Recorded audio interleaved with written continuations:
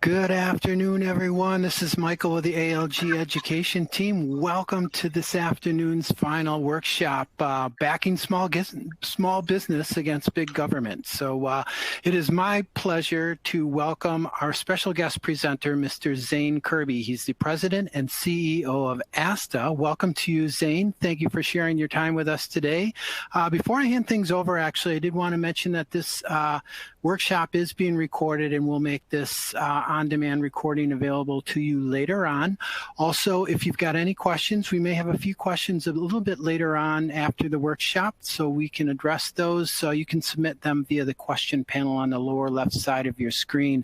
Also, a big reminder, all of you qualify to win our random drawing for a 3-night stay, including airfare for 2. So we'll be giving that away a little bit later on as well. Good luck to all of you. Zane, if you're ready to take it away, I'll hand things off to you. Thank you very much again for joining us. Super. Well, thank you very much, Michael. We really appreciate your that kind introduction, and I'm really grateful to be here with you today. I hope everyone can see my slides. I'm going to talk a little bit about ASTA today for everyone who knows, for everyone in attendance. And first, I want to say an enormous thank you to ALG. Been fantastic partners of ASTA. They've been proud partners since 2013. Scott Wiseman and Jim Tedesco have been just really wonderful to work with. And it was great to have a message from Jackie Marks, their Executive Vice President, to all ASTA members earlier this year in conjunction with ASTA's meeting. You can see I'm here in my home, just outside of Washington, D.C., and I've already sent my 13-year-old son, who is a budding chef, away today because last time I was on a call, the fire alarm went off in our house because he was trying to cook something. So we're going to try to avoid that for today. ASTA, as I mentioned, the American Society of Travel Advisors, is the voice of the travel advisor industry, those people who sell and dispense travel advice. I'm assuming that's who everyone in the audience is today, and I hope that you are all ASTA members. ASTA is the voice of the travel advisor to the traveling public, to and within the industry, and then obviously to government agencies. I'm going to spend the majority of our few minutes today together talking about some of ASTA's work on Capitol Hill, and certainly the pandemic has brought home a lot of the importance of us working together and working through one voice. ASTA's led by a board of directors comprised of 15 corporate travel advisors, 15 travel advisors, some of them corporate, some of them leisure.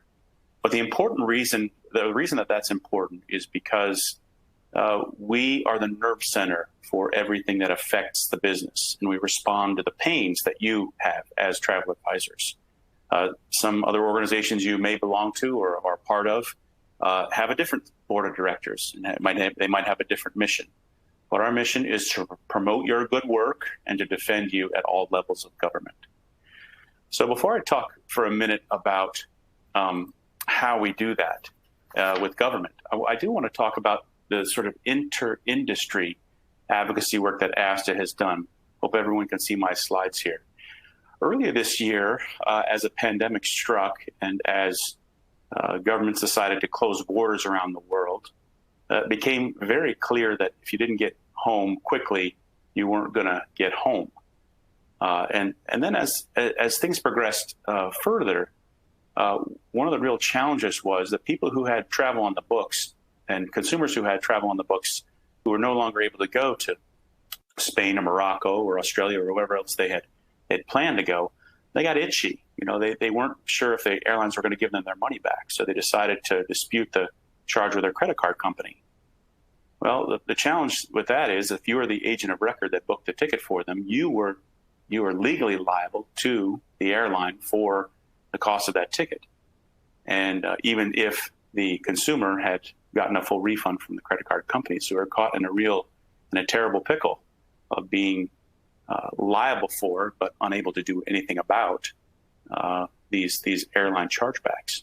So at ASTA, we work with our consortia partners, and we came up with a very strong position statement telling the airlines that they had to hold us harmless in this terrible scenario.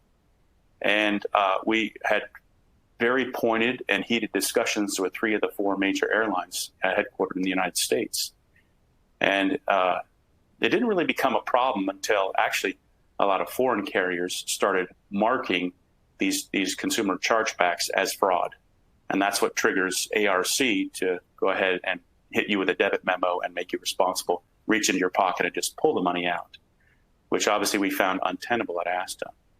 So again, talked to all the major airlines, strenuously advocated on behalf of our members. And it was really interesting, had a meeting with the folks at ARC, and they said, you know what, we're not going to hold travel advisors responsible for what consumers are doing here. It was an enormous win. It was an enormous effort, and really glad that wasn't glad that it happened. Was certainly glad to act as one voice on behalf of all 15,000 travel advisors at ASTA and get something meaningful done. We also have obviously urged tour operators to refund without delay, and that has hopefully caused good behavior in that sector of the industry as well. Now, perhaps what the pandemic has revealed that maybe we took for granted, or that the supplier community uses us as a float. And what I mean by that is that we bring a willing customer to their business. We process all the paperwork, we collect payment, we actually remit payment to them.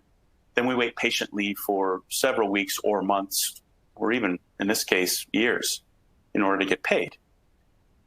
This is really, and again, the pandemic sort of brought this to light, the sort of inequity in terms of when our members get paid. And incidentally, the sort of common law usage of being an agent is when you bring a customer to the supplier. That's when the transaction is being consummated, and that's when you should be paid. So we're going to work again through ASTA's power to push this idea out into the marketplace more strenuously as time goes on, that the travel advisors need to be paid in a much more timely fashion, not when the actual travel occurs, but very much closer to when final payment is submitted. We think that that's much more fair. Another thing that we again in the industry in terms of making sure that travel advisors are protected.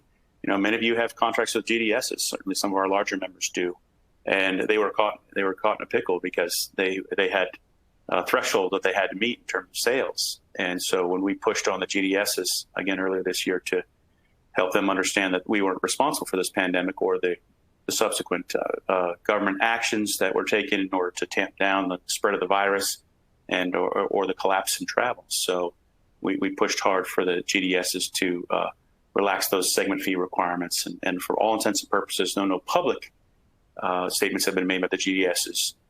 We were successful, I think. And if anyone has had a problem with that, with any of their GDS contracts, they can certainly put it in the chat and or contact me afterwards, and we'll certainly work on your behalf as well. So that's on the industry side. So what's happening, and how do we get here, right? In terms of what's happening with government. So on the government front, this has certainly been a year like no other. The primary objective for ASTA has been to get relief for our members, because again, the best 5 years that there has been for selling travel has been 2015 through January of 2020. Actually, 2019 is probably the best year to sell travel, and because of conditions outside of our control, because of government actions, both action and inaction, we've been unable to serve the traveling public in a way that we have successfully for so many years. So until bounty returns, the job has been to organize ourselves and to carry the message to Congress to provide aid to our members. So everyone understands we have an extremely challenging environment on Capitol Hill in terms of the partisan rancor that exists here. It's very hard to get anything done. But as the virus sort of escalated in February and March of this year, it became really clear to members of Congress that they would need to provide relief to the public. So they first passed a bill, I believe it's March 8th, that was, I think, $8 billion in sort of aid for testing and for several different priorities. And then came later that month with, again, three bills were passed within 30 days. Then came the enormous CARES Act, which is the most expensive piece of legislation in U.S. history, over $2 trillion worth of aid. And that's where most ASTA members were provided some relief from the pandemic and from the collapse in travel, either through the PPP program or from unemployment insurance that our independent contractors hadn't paid into, but were suddenly eligible to receive. Those are distributed and managed by the states. And then actually ASTA was named in the CARES Act. I don't know, maybe some of you know that, some don't, but we're eligible for loans that were available to the airlines as ticket agents. So we're one of the very few sectors within that we're actually named in the CARES Act. And that's because of ASTA's enormous lobbying effort that you can see here on the page took place. We have a portal on the ASTA website, asta.org, and you can see, you can go there anytime, and you can see 64,000 email messages were sent through ASTA's portal in the last 5 months at various states during the intervening months to try to lean on Congress and tell them what's going on, trying to tell them, help them understand the plight that we're under, and to help them understand what they can do to help us. We've had 110 meetings, Zoom calls with members of Congress. We met with Sharice Davids, who's actually in Kathy Sudeikis' former president of ASTA. She's in Kathy's district. We met with her last week, and we asked her, you have your legislative staff member on the call with you there, Representative Davids. What would we like to try to convince her to work for the next 5 months without being paid? It got really quiet on the call, and I think that Representative Davids, who's part of the sort of New Democrats platforms, the largest in the House, I think she has a much better understanding of what ASTA members are going through because of the call that we had with her. We're also trying to get much more attention to the plight of our industry by writing letters to the editor. Some of this is through direct pressure, through our members, contacting the members of Congress. Sometimes it's on these direct calls that we have. And then the other way is to put public pressure on our elected officials by having them wake up and read the local paper, or have their staff members read the local paper and understand our plight. That's why we've had over 3,000 letters to the editors submitted, and we've helped our members write these letters and given them templates and forms to do so. Because one thing that members of Congress do, they like to wake up in the morning and see their name in the paper as fighting for the little guy. And the fact that almost 70% of our members are small female-owned businesses, it really plays into the narrative that people want of people that members of Congress are trying to help. So we have a natural advantage in that way. So that's the good news, that we did get some relief. The bad news is obviously unemployment insurance expired at the end of July. Most of the PPP loans that people have gotten have also expired, or at least the forgiveness portion of their loan has expired. And we were extraordinarily disappointed that Congress went home during the August recess in order to campaign, and they went home without offering additional COVID-19 relief bills. So what are we asking for? What are we working on right now? Obviously, the payroll support for ticket agents, airline support round 2. In fact, we have Congressman Jimmy Panetta in California. I see that there's several hundred people on the phone. I don't know if you are in Jimmy Panetta's district, but if you are, please you contact his office. He's interested. We have a letter that he's going to write to make that he's going to present to the Congress next week that will help travel advisors become eligible for the next tranche of aid that is being provided to the airlines. There are a lot of, we are one of many associations that is up on the Hill that is begging for and requesting assistance during the pandemic. But something that Congress knows, members of Congress know really well, is that you need a functioning airline system in order to have a country. And so our proximity to them and our role as their primary distribution channel is advantageous at this particular time. It looks like, even though some other things might not get done, members of Congress don't want to lose service to their district. And so they are, whenever they hear that the airlines are going to furlough 30 or 40,000 people and cut service, it gets their attention very quickly. So again, Congressman Panetta is going to help us next week. We're confident that we'll be able to hopefully take part in any round two aid that's being provided to the airlines. The Restart Act and PPP loan extension, right? These are really popular programs. We want them to be resumed and continued for at least the balance of this year, and we'll feel like it'll be a great win. Those provisions are already made in the House version of the bill that was passed in May, but again, the Senate Republicans have not yet gotten their act together in order to put that other goalpost down, a bill that they have already signed on to and passed, so that the two goalposts will be there that will be able to go into conference and hammer out a bill together. So we are out waiting on Senate Republicans at this point. The Restart Act is really important because it actually provides relief based on the amount of damage that has been done to your particular business. If you can prove that you're down 50 or 75% in revenue, then it offers you relief commensurate with the loss that you've experienced.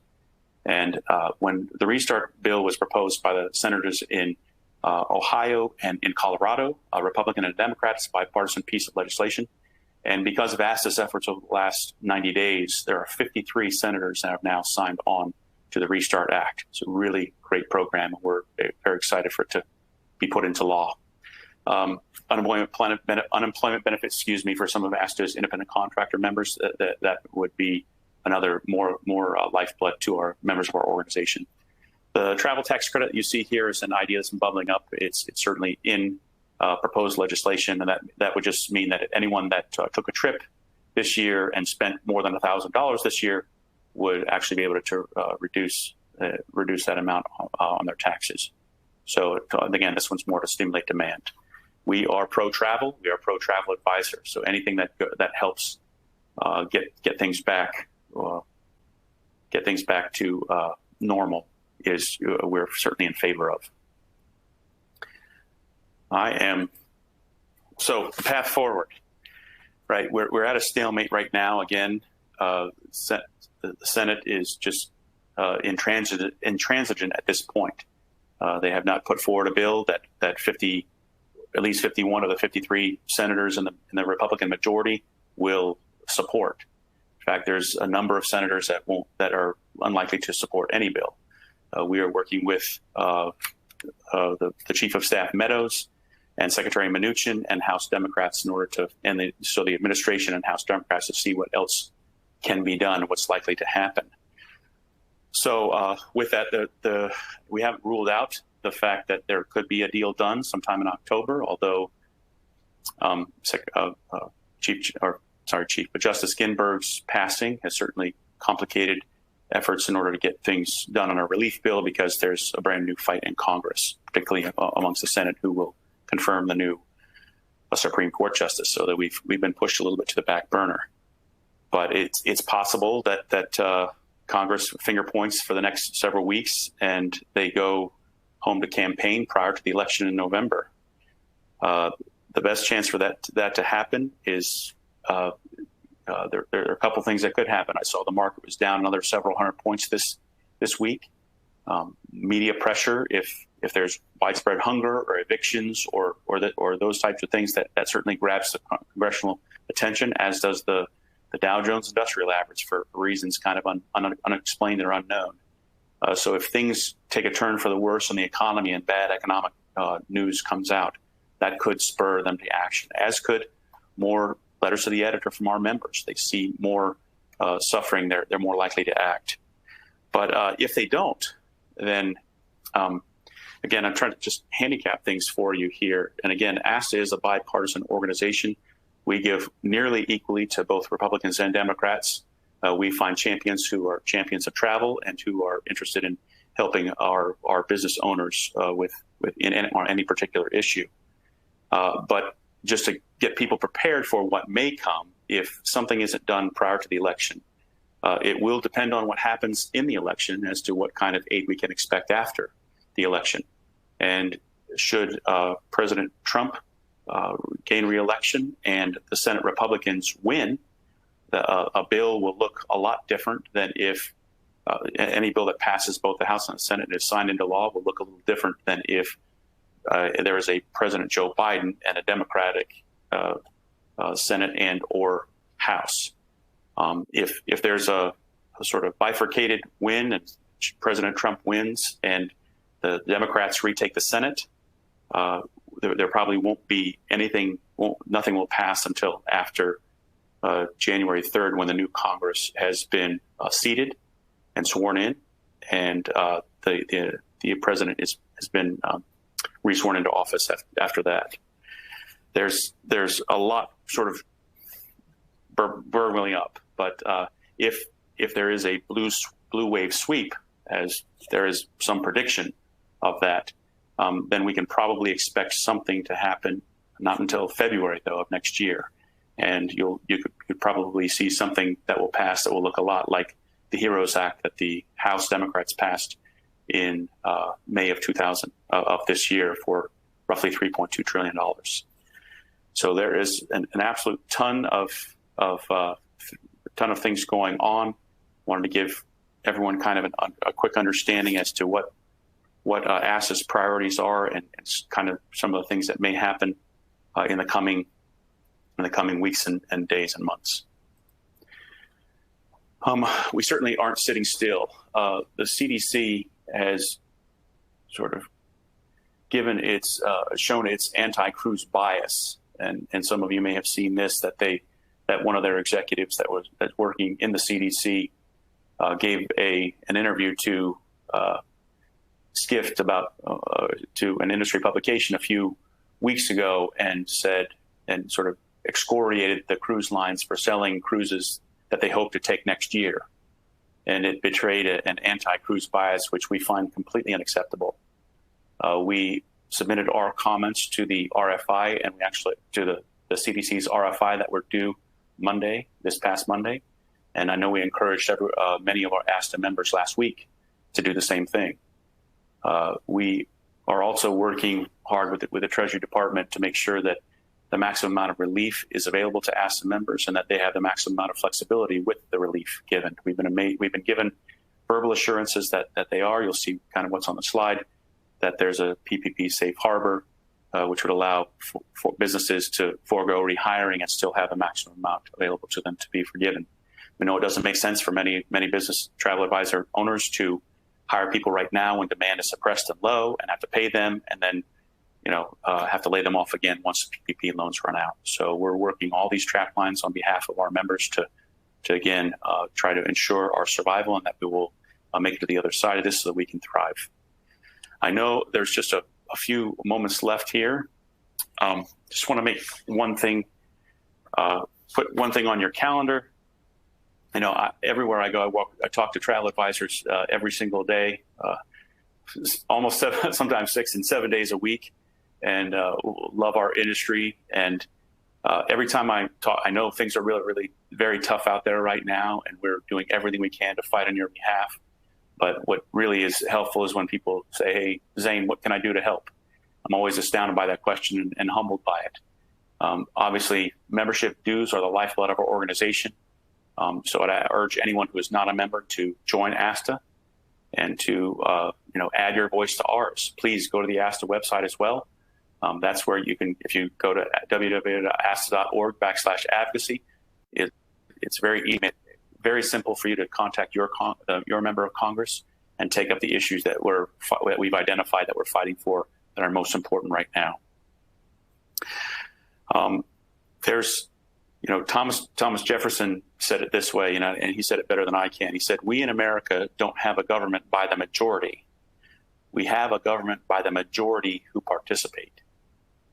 And, I've been the CEO at ASTA for almost 8 years now, and I can tell you that, unequivocally, that when we are part of the process, when we've taken our message up to the Hill and helped lawmakers understand our plight, we've had a great level of success, both last year in the California State House, where we didn't expect to win, to this year being included in the CARES Act, to ongoing relief efforts that we have.